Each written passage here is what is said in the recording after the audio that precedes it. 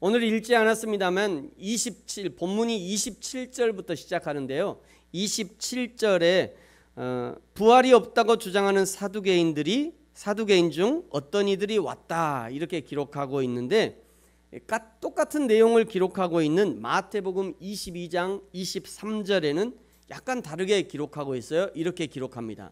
부활이 없다는 사두개인들이 그날 예수께 와서 물어 이르되, 여기 그날이라고 하는 것은 어떤 날이냐? 지난주에 봤던 대로 세금 논쟁이 있었던 그날을 가리키는 겁니다. 세금 논쟁으로 바리새인과 서기관들이 예수님께 완패했던 그날을 가리키는 거예요. 가이사의 것은 가이사에게, 하나님의 것은 하나님께 돌려드리라 말씀하시면서, 가이사가 스스로 황제라고 왕좌에 앉아 있지만 세상에서 가이사의 것이라고 주장할 만한 것은 아무것도 없고, 사실은 모든 것이 하나님께로부터 온 것이니 여호와 하나님께 돌려드려야 한다라고 교훈하셨던 바로 그날을 가리키는 거예요. 여러분, 그렇죠? 저와 여러분이 소유하고 있는 것 중 어떤 것도 진짜 내 것이라고 내 소유를 주장할 만한 것이 무엇이 있습니까? 사실은 아무것도 없습니다.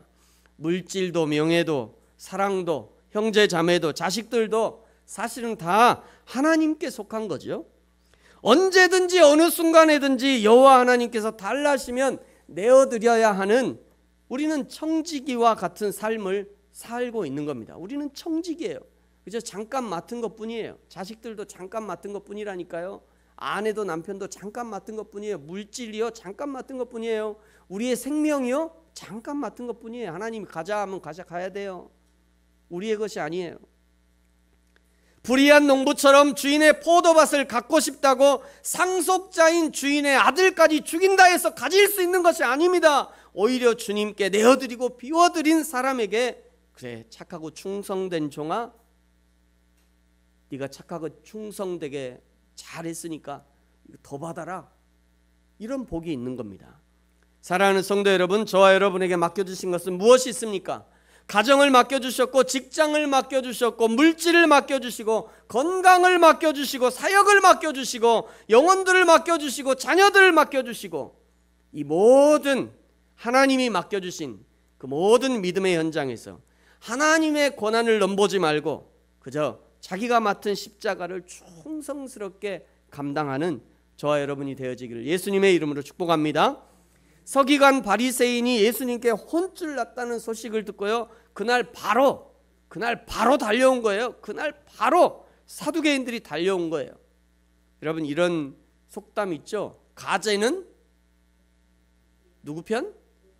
개 편이다. 가재는 개 편이다.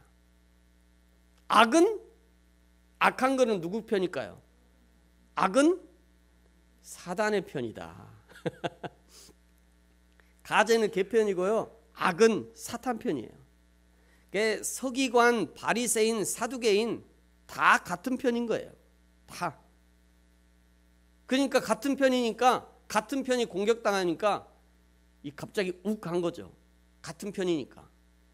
원래는 서로 맨날 앙숙이거든요. 서로 앙숙인데 그 앙숙이 공격당했다고 하니까 욱한 거예요. 그러니까 그날 바로 쫓아온 겁니다. 예수님께. 서기관 바리새인들이 예수님께 혼쭐 났다는 소식을 들으니까 그냥 듣자마자 바로 그날 예수님께 쫓아온 거예요. 사랑하는 성도 여러분, 저와 여러분은 어느 편입니까? 좌우 어떤 편에도 서지 마시고 늘 진리 편에 서시기를 축복합니다. 내가 누구와 가까운가 보다 무엇이 바른가를 먼저 생각해야 되는 거예요. 무엇이 내게 더 유익한가 보다 무엇이 하나님의 정의와 공의에 더 합당한가를 먼저 생각하고 행동하면 실수할 일이 사라지게 될 것입니다. 특별히 사두개인들을 소개할 때는요, 오늘 27절에 보니까 부활이 없다고 주장하는 사두개인들이라는 말이 항상 따라다닙니다. 여기 사두개인, 사두개파, 이 사람들은요 다윗과 솔로몬 시대의 제사장 사독에게서부터 출발했던 그런 제사장 집단들입니다. 이들은 특별히 모세 오경만 인정했고요. 다른 전승 문서들은 그 권위를 인정하지 않았어요. 당시의 유대 사회 내의 소수 집단이었지만 부유한 지배 집단으로서 영향력을 행사했고요. 정치적 세력을 갖고 있었던 거죠. 이들이 주장하는 교리 중에 특별한 것은 부활과 영을 믿지 않았습니다. 현실주의자들이기 때문에 눈에 보이는 영과 눈에 보이지 않는 영과 부활을 믿지 않았던 거예요. 오직 눈에 보이는 돈과 권력만 인정했던 것입니다. 돈이면 최고다. 권력이면 최고다. 뭔 영이냐, 뭔 부활이냐, 그건 아무것도 몰라. 네가 죽어봤어? 죽어보지 않은 사람이 어떻게 부활과 영을 알아? 응? 뭐 이러면서 돈과 권력만 인정했던 거예요. 특히 로마의 통치에 협력하여서 자신들의 기득권을 유지했던 그런 무리들이었는데요. 예루살렘 함락과 함께 몰락하게 됩니다. 사랑하는 성도 여러분, 우리도 이 사두개인의 눈을 갖지 않도록 주의하셔야 합니다. 사두개인의 눈. 교회를 평가할 때 그 교회 건물 있나? 그 교회 몇 명 출석하나? 그 교회 재정은 빵빵한가? 그 교회는 어떤 프로그램들이 있을까? 그 교회 가면 내가 할 일이 많은가? 일하고 싶은 사람은 이런 거를 먼저 봐요. 내가 가면 그 교회 할 일 있나? 일하기 싫은 사람은요, 내가 가면 20자리 있나? 이게 참 신기해요. 어떤 사람은 내가 가면 할 일 있나? 어떤 사람은 내가 가면 20자리 있나? 교회를 선택하고 교회를 평가하는 것도 온통 눈에 보이는 현실적인 것들로 가득하다면 그 사람 역시 사두개인과 비슷한 신앙적 그런 성향을 가지고 있다고 말할 수 있을 것입니다. 여러분, 이왕 교회를 평가하려면 그 교회는 성경을 잘 가르치나, 그 교회는 어떻게 하나님의 뜻을 분별하고 하나님의 뜻을 잘 시행하고 있는가, 그 교회는 어떻게 영혼들을 돌아보고 어떻게 전도하고 어떻게 선교하고 있는가, 그 교회 구성원들은 어떻게 전심으로 하나님을 예배하고 있는가, 이런 기준을 가지고 교회를 평가하든지 아니면 이런 교회를 만들어 가려고 노력하는 것입니다. 사두개인들은 이런 극히 현실적인 시각을 가지고 예수님께 이제 질문을 퍼붓기 시작하는 거예요. 질문의 내용이 오늘 이제 28절부터 33절까지인데요. 28절을 시작하면서 모세가 우리에게 써주기를 하면서 성경의 근거를 가지고 질문을 하는 겁니다. 이 사단 마귀의 습성과 비슷해요. 첫사람 아담을 유혹할 때도 창세기 3장 1절에 보면요, 하나님이 참으로 너희에게 동산의 모든 나무의 열매를 먹지 말라 하시더냐. 하나님의 말씀을 가지고 유혹하고 의심하게 하더니 지금까지도 사단 마귀는 하나님의 말씀을 가지고 성도들을 유혹합니다. 33절까지 쭉 보면요, 신명기 25장 28절 이하에 등장하는 계대 결혼, 즉 가문의 그 대를 잇기 위해서 형이 아들이 없이 죽으면 그 형수를 다른 사람에게 시집 보내지 말고 동생이 그 형수에게 들어가서 둘째와 셋째도 들어가고 넷째도 들어가고 다섯째가 없으면 다섯째, 여섯째가 들어가고 여섯째가 없으면 일곱째가 들어가서 기필코 대를 이어야 된다. 이게 이제 계대 결혼이거든요. 가문을 잇기 위해서 그렇게 하는 겁니다. 근데 이 말씀을 가지고 결국 일곱째까지 갔어요. 그 다음에 이제 묻는 거죠. 그 후에 여자도 죽었다. 그러면 그 다음에 이제 부활이 있을 건데, 그러면 과연 이 여자는 누구의 아내가 되겠냐? 이런 질문을 하고 있는 거죠. 부활이 없다고 주장하는 사두개인들에게는 너무나 좋은 공격거리가 되는 거예요. 모세 때부터 부활이 없었으니까 이제 주장하는 거죠. 모세 때부터 이런 얘기를 한 거는 부활이 없으니까 모세가 어떻게든지 현실 가운데 결판을 봐야 되니까 이런 얘기 한 거냐? 한 거 아니냐? 이렇게 주장하고 있는 것입니다. 사두개인들은 자신들의 주장을 정당화하기 위해서 성경을 이용하고 있는 거예요. 여러분, 저와 여러분은 어떻습니까? 저와 여러분은 성경을 어떻게 사용하고 계십니까? 여러분이 가진 신앙, 여러분이 가진 버릇, 여러분이 가진 지식을 정당화하기 위해서 성경을 이어가고 있지는 않으십니까? 또는 성경 구절 여기저기를 암송하고 기억하고 있으면서 그 성경을 칼과 창 삼아 여기도 찔러보고 저기도 찔러보고 여기도 배워보고 저기도 배워보고 이러면서 이 사람 저 사람 상처를 입히고 그러면서 성경과 하나님의 뜻을 왜곡하고 있지 않은지 여러분 잘 살피고 주의하셔야 합니다. 최근에 서강대 명예교수이시고요, 미국 칼빈 신학교 교수이신 강영한 교수님이라는 분이 인터뷰를 하셨어요. 그 인터뷰 내용에 이런 내용이 등장합니다. 질문을 이렇게 합니다. 한국 교회가 성경적으로 돌아가는 길은 무엇입니까? 한국 교회가 성경적으로 돌아가야 되는데 그 길이 도대체 무엇입니까? 이렇게 묻는 거예요. 교수님이 이렇게 대답합니다. 한국 교회의 문제는 예수 그리스도의 삶과 가르침에 대한 무관심이다. 대신 물질주의와 현세주의, 성공주의, 극단적인 정치 이념에 사로잡혀 있다. 성경을 다시 읽고 예수 그리스도를 다시 발견해야 된다. 다시 믿어야 된다는 얘기예요. 처음부터 다시 믿어야 된다, 이런 얘기거든요. 성경을 읽을 때 중요한 것은 우리 자신의 성품이 하나님의 나라를 위해서 형성될 수 있게 읽어야 된다. 성경을 읽을 때 우리 자신의 성품이 하나님의 나라에 합당한 성품으로 변화되어야 한다는 것이에요. 이것이 성경 읽기의 본질이라는 것입니다. 사두개인들이요, 그야말로 성경의 박사들이었어요. 그러나 그들은 성경대로 변화되지 않았습니다. 그저 성경을 자신의 욕망을 채우고 자신들의 기득권을 유지하는 도구로 사용했던 것이에요. 사랑하는 성도 여러분, 저와 여러분의 성품과 인품이 성경을 읽은 만큼 변화되어지고, 설교를 들은 만큼 변화되어지고, 신앙 연륜이 쌓여있는 만큼 우리의 인격이 변화되어지는, 그래야 하나님의 나라에 합당한 사람이라고 평가를 받는 저와 여러분이 되어지기를 축복합니다.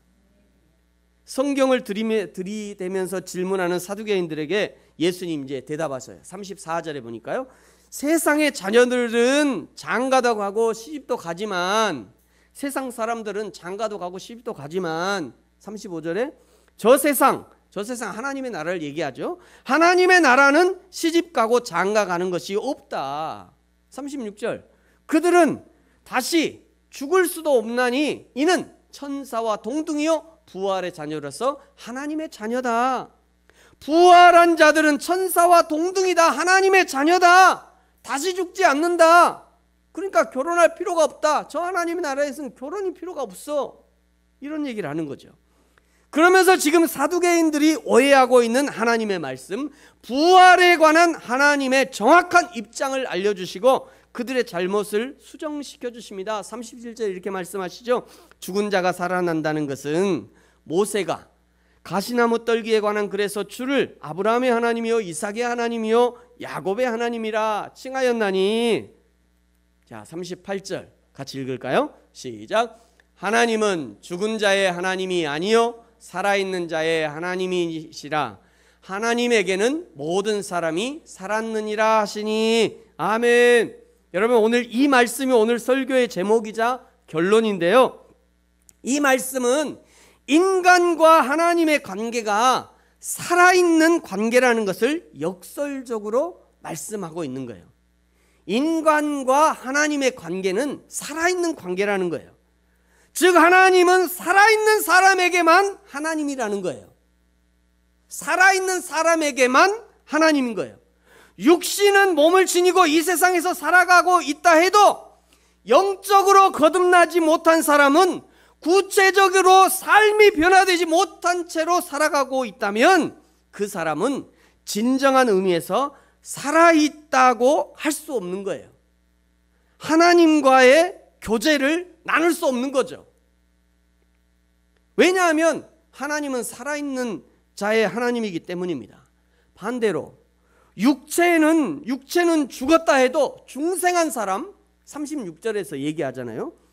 육체는 죽었다 해도 중생한 사람, 그들은 다시 죽을 수도 없나니 이는 천사와 동등이요 부활의 자녀로서 하나님의 자녀다. 비록 육체는 죽었지만 그러나 중생한 사람은 하나님과 살아있는 관계를 맺을 수 있다는 거예요.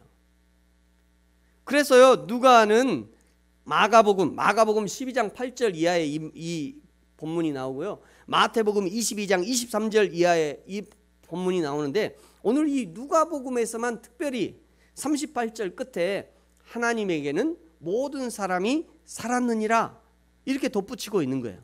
이 말은 살아있는 사람은 하나님 안에 있다 이런 말입니다. 또 이 말은 하나님 안에 있으면 모든 사람이 죽어도 산다 이런 의미예요. 이것은 이미 죽음을 넘어서는 이야기를 하고 있는 거죠. 부활 역시 육체적 의미의 죽음과 부활이 아니라 그것을 넘어서는 다른 차원이 있다는 것을 말하고 있는 거예요. 여러분, 한 사람이 영생을 얻는 과정이, 이 사람이 회개를 하고요, 회개한 다음에 이 땅에서 생명이 끝나면 그 다음에 영생의 복이 주어지는 것이 아니라, 잘 들으셔야 됩니다. 저와 여러분이 이 땅에서 회개했어요. 회개하고 이 땅을 살다가 어느 날 죽었어요. 그 다음에 영생의 복이 이어지는 것이 아니라, 그 얘기를 성경은 그렇게 우리에게 가르치지 않아요. 그게 아닙니다. 회개하는 순간 영원한 현재로서의 영생과 부활을 누리게 되는 거예요. 회개하는 순간, 내가 예수 그리스도를 믿고 회개하는 순간, 거기서 우리는 영원한 영생과 복을 누리게 되는 것입니다. 그러므로 이 땅에서 성도들은 천국을 그저 저 세상에, 이 세상에 살다가 저 하나님의 나라에 가서 얻는 것으로, 천국을 그렇게 해서 얻는 것으로 이해해서는 안 됩니다. 내가 천국에 합당한 사람인가 죽어서 결정되는 것이 아니라 오늘 결정되는 거예요. 오늘, 지금 이 시간에 결정이 되는 겁니다. 여기서 결정이 되는 거예요. 여기서 내가 하나님 나라에 합당한 사람인가는 오늘 지금 여기서 드러나는 겁니다. 결정이 되는 거예요. 이 땅에서 예수를 믿으면 예수님과 함께 하는 그것이 천국으로 변화되는 것이고요, 그리고 동시에 죽어 들어갈 천국이 준비되어지는 거예요. 할렐루야. 여러분이 이 땅에서 딱 죽어야 저쪽에서 천국이 준비되는 게 아니라니, 그 얘기 아니에요. 그게 아니에요. 내가 예수 그리스도를 믿는 순간 여기서 천국이 준비되어지는 거예요. 동시에. 그것이 하나님의 시각이에요. 그러므로 성도들은 이 땅에서 천국을 그저 이 세상에서 죽어서 들어가는 것으로 이해해서는 안 됩니다. 그렇게 이해해서는 안 돼요. 여러분, 그래서 주기도에 이렇게 기도하잖아요. 뜻이 하늘에서 이루어진 것 같이 어디서도 이루어지게요? 땅에서도 이루어지게. 하나님의 뜻이 이루어지는 것을 우리는 뭐라고 해요? 하나님의 뜻이 하늘에서 이루어진대. 거기가 어디예요? 천국이라고 얘기하잖아요. 하나님의 뜻이 하늘에서 이루어지는 거, 거기를 천국이라고 얘기해요. 우리가 거기가 천국이에요. 그 천국이 어디에서도 이루어지도록 기도하라는 거예요? 땅에서도 이루어지도록 기도하래요. 이 땅에서 이루어지도록 기도하는 것, 그러면 이 땅에서 하나님의 뜻이 이루어지면 거기를 뭐라고 그래요? 지상천국. 그죠? 저 하나님의 나라, 헤븐, 하나님의 나라, 거기가 천국이고요, 이 땅에서도 하나님의 뜻이 이루어지면 그것을 우리는 지상천국 이렇게 얘기하는 거예요. 지난주에는 이것이 잘 된다 안 된다? 잘 안 된다고 얘기했잖아요. 이게 잘 안 돼요. 왜 잘 안 되죠? 사단이 방해해요. 사단을 닮은 마귀의 자식들, 사단의 자식들이 방해한다니까요. 잘 안 돼요. 그럼에도 불구하고 이런 지상천국의 삶이 이루어지도록 기도하라는 거예요. 천국의 삶이 죽어서 하나님의 나라에 가서만이 아니라 너희들이 살아있는 이 땅에서 천국의 삶을 만들어 가도록 해야 한다는 그런 의미를 담고 있는 거예요. 이렇게 말하면 어떤 사람들이, 목사님, 나는 예수님을 믿는데도요, 우리 집에 들어가면 지옥 같아요. 목사님, 나 예수 믿는데도 우리 집은, 집사람도 예수 믿고 나도 예수 믿고, 우리 가족이 다 예수 믿는데 근데 그냥 집에만 들어가면 지옥 같아요. 그런 사람이 가장 먼저 해야 될 것은요, 먼저 자기 자신이 진짜 예수님을 믿는지를 스스로 확인해 봐야 돼요. 상대방이 진짜 문제가 물론 상대방도 문제가 있을 수 있죠. 근데 상대방에게서 문제를 찾으려고 하면요, 한도 끝도 없어요. 그렇잖아요. 상대방에서 찾으려면 한도 끝도 없어요. 그러니까 먼저 자기 자신을 돌아봐야 돼요. 자신이 그냥 예수님 믿는 척 하는지, 그냥 교회만 다니는 척 하고 있지 않은지, 자신이 진짜 내가 하나님의 진리의 말씀을 따르고 성령 하나님의 인도하심에 순종하는 진짜 그리스도인의 삶을 살고 있는지 먼저 자기 자신을 확인해야 돼요. 아무리 좋은 보약도요, 가짜는 효과를 내지 못해요. 진짜 보약이라야 효과가 나는 거죠. 그러므로 사랑하는 성도 여러분, 오늘 진짜 그리스도인으로 사시기를 축복합니다. 진짜 성경을 믿고 따르고 내 안에 계신 성령의 인도하심에 전심으로 따르고 순종하는 믿음이 우리에게 있어야 되는 거예요. 그래야 나로부터 작은 천국, 지상 천국이 이루어져 가는 것입니다. 38절에 보니까요, 하나님을 정의하면서 살아있는 자의 하나님이시다 이렇게 알려주셨는데요, 인간과 하나님의 관계가 살아있는 관계라는 것을 말씀하셨죠. 하나님은 살아있는 사람에게만 하나님이 된다는 그런 의미로 말씀하신 거예요. 이것처럼 여호와 하나님을 이해하는 여러 가지 정의들을 성경은 우리에게 알려주시는데요, 잠깐 살펴보겠습니다. 먼저 요한일서 4장 16절에 하나님은 사랑이시다 말씀하죠. 이 말씀은 사랑이 없이는 하나님을 만나지 못한다, 이런 의미입니다. 사랑이 없이는 하나님을 만나지 못하는 거예요. 미움과 증오가 있는 곳에는 하나님이 있을 수 없다는 것이죠.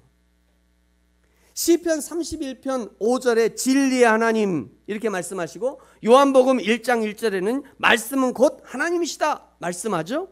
반대로 말하면 진리가 없는 곳에, 말씀이 없는 곳에는 하나님이 없다는 거예요.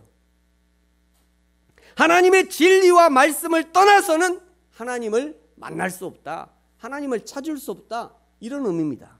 고린도전서 14장 33절에 하나님은 무질서의 하나님이 아니시다 말씀합니다. 그러니 무질서한 곳에서는 하나님을 찾지 못하는 것입니다. 무질서의 하나님이 아니시기 때문에 지금도 하나님은 온 세상 만물을 질서 있게 운행하고 계시고, 그 질서 가운데서 하나님을 만날 수 있는 것이에요. 성경만 문자적으로 읽는 게 아니라 천하 만물에 드러난 하나님의 메시지를 읽을 수 있어야 됩니다. 여러분, 지금 뭐 세상을 한번 보십시오. 반대로 돌아가는 거 어디 있어요? 태초로부터 하나님이 지어놓으신 그 자연 질서가 반대로 돌아가는 거 보셨어요? 없어요. 그게 하나님의 속성이라고요. 하나님은 질서의 하나님이셔요. 시편 23편 1절에는요, 여호와는 나의 목자시니 라고 말씀하죠. 여호와가 나의 목자라는 고백은 나는 그의 양이다 라고 하는 이 고백을 밑에 깔고 있는 거예요. 하나님의 양들만이 하나님을 만날 수 있다는 거예요. 믿는 자가 보는 거죠. 믿지 않는 자는 보지 못하는 겁니다. 또 양은 목자의 음성을 듣는다, 요한복음 10장에 말씀하잖아요. 하나님의 양들만 목자의 음성을 듣게 되는 것입니다. 목자를 믿고 목자의 인도함을 따라가야 꼴을 얻고 물을 얻을 수 있는 거예요. 여러분의 목자는 누구십니까? 여러분의 목자, 여호와 하나님이 나의 목자임을 고백하고 인정한다면 하나님의 말씀을 따르고 그 말씀에 순종하는 모습을 당연히 보여야 하는 것이에요. 여러분, 교회는 철저하게 목자 되신 여호와 하나님의 말씀을 따르고 순종할 수 있어야 합니다. 여러분, 이 부분을 설명하면서 어떤 목사님들은 목사는 목자고 목사가 목자고 성도는 양이다, 그러므로 성도들은 목자인 목자에게 순종해야 된다, 이런 말 들어보셨어요? 안 들어보셨어요? 들어봤어요? 신앙생활 오래 하셨네. 가끔 이렇게 얘기하는 분들이 계셔요. 저는 굉장히 위험한 설명이다 생각합니다. 굉장히 위험한 설명. 목자는 예수님이고요. 목회자도 예수님의 양이에요. 성도도 예수님의 양입니다. 목회자도 예수님의 양일 뿐이에요. 성도도 양일 뿐이에요. 조금 한 발 앞서 있을 뿐이죠. 목회자가 무슨 목자예요? 우리의 목자는 예수님 한 분뿐이에요. 할렐루야. 굳이 목회자에게 특별한 위치를 부여하고 싶다면, 지난번 우리 교회에 와서도 집회를 하셨는데요, 저와 동명이인인 조현철 목사님이 이렇게 얘기하시더라고요. 목회자는 뭐냐면 목장의 개다. 만약 하나님의 양인 성도들이 다른 곳으로 가려 하면 목회자는 부지런히 쫓아가 가지고요, 여기 아니라고, 와 아니야 야 여기 아니야 이렇게 얘기해. 야 여기 아니라니까, 돌아와, 거기 아니야, 그리 가면 안 돼 멍 엉뚱한 거 뜯어먹으려고는, 야 안 돼, 그거 뜯어먹으면 안 돼, 멍 안 돼, 그거 먹으면. 이 목회자가 해야 될 일이에요. 저는 이 말씀에 아주 100% 동감이 되더라고요. 그러니 성도 여러분, 이 목장의 세파트와 같은 제가 혹시라도 큰 소리로 야 안 돼 막 이러고, 막 야 돌아와 그거 먹으면 안 돼, 너 왜 그거 먹어, 야 돌아오라니까, 막 이래 소리 지르거든. 목사님이 화통을 삶아 두셨나. 목사님 시끄러워갖고 내가 목회 이제 신앙생활을 못해, 이러지 마시고, 혹시 내가 잘못 가고 있나? 내가 혹시 잘못 가고 있나? 라고 자신을 돌아보셔야 돼요. 그리고 하나님 따라, 성경의 인도하심 따라 걸어가시기 바랍니다. 그것이면 충분해요. 은혜 받았다고 저한테 헌금 안 하셔도 돼요. 교회 헌금 안 해도 돼요. 걱정하지 마세요. 혹시라도 여러분 마음 가운데 막 뜨끔뜨끔한 거 있잖아요. 그럼 내가 뭐 잘못 가고 있나? 그리고 하나님 보고 따라가면 돼요. 하나님, 신앙생활은 그거 아닌가요? 그 짓이여나? 하나님 보고 따라가면 돼요. 여러분, 그것이 또 우리 목회자의 사명인 것이고요. 살아있는 자는요, 하나님의 사랑에 반응하는 것입니다. 살아있기 때문에 하나님의 진리에 반응하는 거예요. 살아있기 때문에 하나님의 질서에 반응하는 것입니다. 살아있기 때문에 목자 되신 하나님을 따라가는 거예요. 이것이 살아있는 자의 특징이에요. 살아있는 신앙의 특징이에요.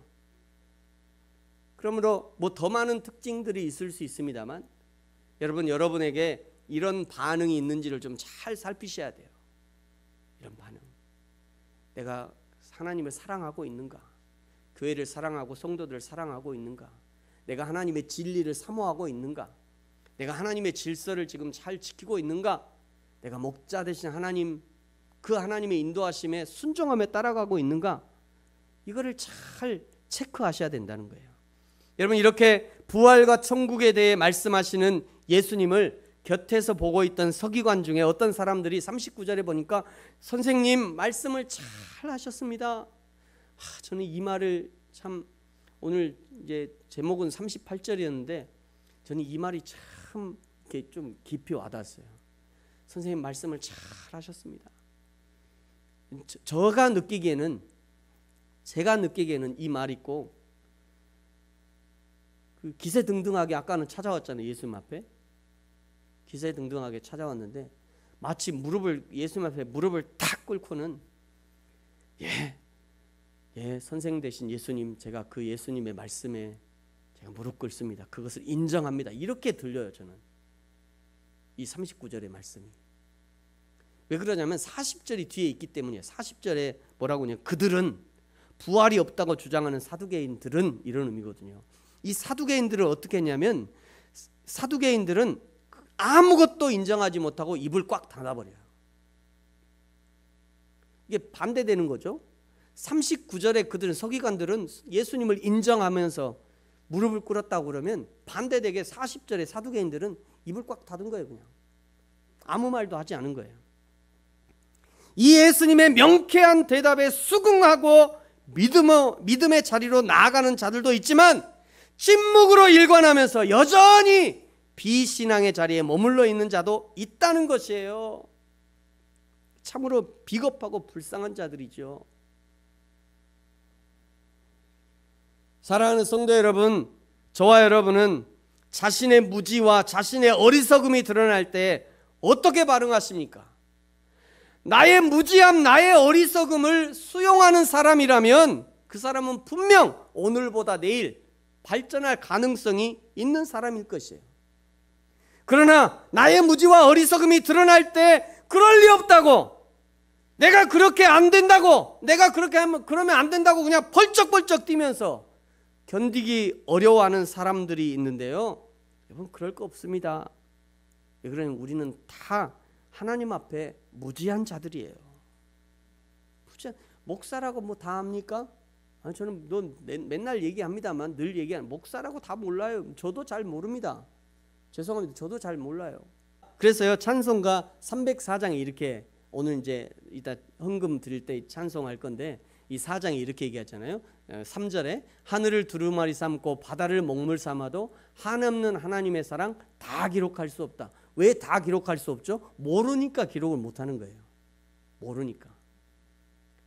하늘을 두루마리 삼고 바다를 먹물 삼아서 기록하고 싶어도 내가 그 하나님의 사랑을 다 알 수 없기 때문에 기록하지 않는 겁니다. 기록할 수 없는 거예요. 그저 하나님 앞에 주여 내가 모릅니다. 내가 연약합니다. 내가 죄인입니다. 이 고백이 가장 현명한 대답이고요. 가장 아름다운 대답이고 가장 정직한 대답일 것입니다. 정말 이렇게 고백한다면 내가 정말 하나님 다 모릅니다. 다 알 수 없습니다. 내가 하나님을 하늘을 두루마리 삼고 바다를 먹물 삼아도 그 하나님의 사랑을 다 기록할 수 없습니다. 다 알 수 없습니다. 정말 이렇게 고백한다면 그 다음에 해야 될 일이 있다는 거예요. 그 다음에 뭐 해야 돼요? 하나님의 말씀 따라가야 돼요. 저 어린아이처럼 하나님의 말씀 따라가야 돼요. 어린아이처럼 참 목자이신 여호와 하나님을 따라 삶을 살아가야 돼요. 개도 따라가잖아요, 끝에. 네? 예수님 따라가야 됩니다. 여호와 하나님이 가라는 곳으로 가서 거기서 꼴을 뜯어 먹어야 돼요. 온 가족이 말이죠. 나 혼자만이 아니라 온 가족이. 사랑하는 성도 여러분, 저와 여러분이 날마다 하나님 앞에서 하나님을 인정하고 나의 연약함, 나의 죄인됨을 인정하고, 그래서 우리의 부활의 소망, 우리를 부활의 소망으로 충만하게 하시는 하나님, 지금도 살아계셔서 살아있는 자의 하나님이 되신 여호와 하나님 앞에 나도 살아있는 신앙의 삶으로 말씀을 적용하고 말씀대로 순종하고 하나님을 만나고 예배하고 사랑하고 섬기는 저와 여러분이 되어지기를 예수님의 이름으로 축복합니다. 기도하겠습니다.